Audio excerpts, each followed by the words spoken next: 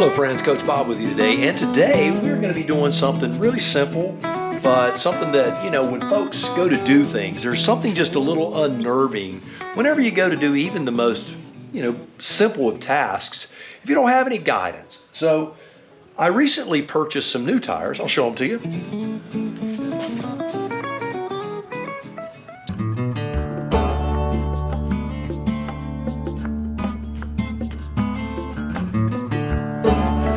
No, you probably recognize the tire. It's the Trail Max Mission, the Dunlop Trail Max Mission. I haven't really done much riding on them, but I will be doing a review on these things real soon. But although it's all put together and buttoned up, I just wanted to just make a quick video to show you how simple it is to take the back tire off of this thing. So let's pop this back tire off and give it a quick look and show you what's what. So the first thing, let's get this thing up on a center stand. Next thing, that big bad boy there's got to come off. Now the socket I'm using on this is an American Standard 1 1/16, and it's I've got it on a big old torque wrench, as you can see. Boom, just like that. As I get this thing taken apart, I'm going to give you a bird's eye view, some up close footage so you can see what's what. So you've got the big nut here. Immediately behind it is a washer. This is your chain adjustment piece. You've got another thing on the other side just like that. So here it is looking at from the back of the Tiger. There's a spacer there. There's a spacer there. You've got your caliper. And here's your other chain adjustment piece. If you're doing this job with a second person, it's a little bit easier. Here's a hack. I don't know if it's a hack, but it might keep you from getting hacked off and saying some ugly words. Just take a little piece of an old 2x4, drive it up under the tire with your foot, just enough to take the weight off the tire, right? And then just work that axle out. See, I just pressed it with my hand, came right out, not a problem. You can see this piece is gonna fall when I pull it. There it goes, there's that.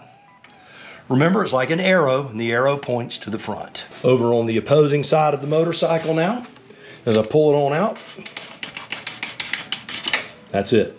You got your brake caliper, which sits inside of a slot. I'll show you that once I get the wheel off, but it just sits in a slot. It's not bolted on. As soon as I let it off the 2x4, it allows the wheel to drop forward.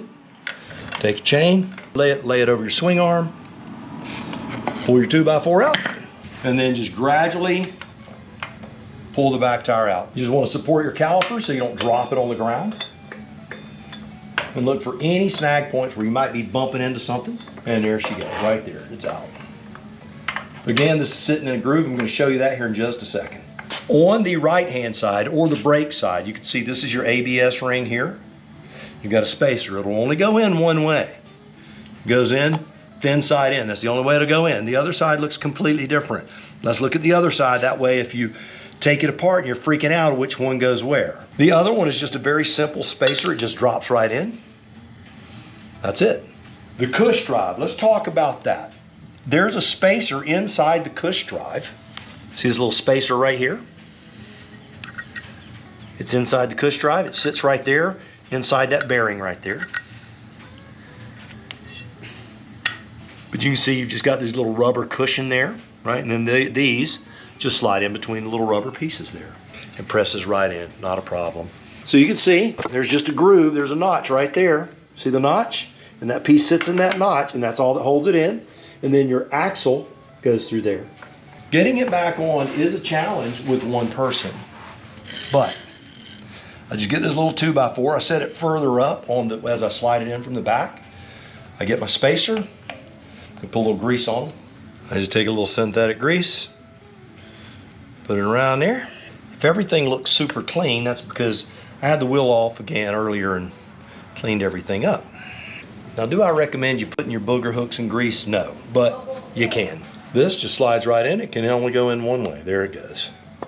And this is the hardest part. Now, you know, it's difficult to give you every angle, but the big thing, these spacers here, you just don't want to let them slide out. This is going to want to fall, but it's not a big deal. Take this right here. You can either put that in there and hold it, or you can just work with it with your hand. I choose to work with it with my hand. With a second person, you could have them kind of hold it with the axle and do all that, but it's just me. So I'm just sliding the tire in here. Again, I have the chain up over the swing arm. Now, if you're wondering why I would do all this a second time, well, honestly,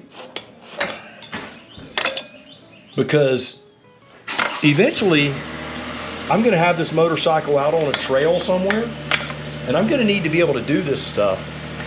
And it doesn't even need to be a challenge. This stuff needs to be second nature and easy.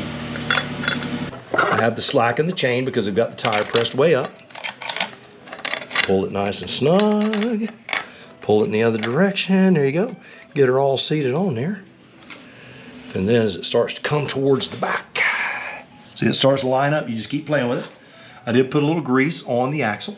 Line it up here. Not worried about spacing or anything at this point. Just want to get it in, right? You can see we need to lift up just a little bit more over here. So I'm just adjusting my 2x4. Boom. Again, the arrow goes to the front. I'm just going to move the tire around to get this in there. Washer. Big giant nut. See, it's got a little crown. That little crown right there goes outward. Just sits in the little notch there. There's your chain adjustment. Now all I got to do, pull my 2x4 out. Now your adjustment in your chain is approximately, and I say approximately, 1.1 inches to 1.6 inches, right, of movement. Not a whole lot of movement. The chain is right where it needs to be. It's close. I could adjust it out a little bit. I would loosen that jam nut and then loosen that.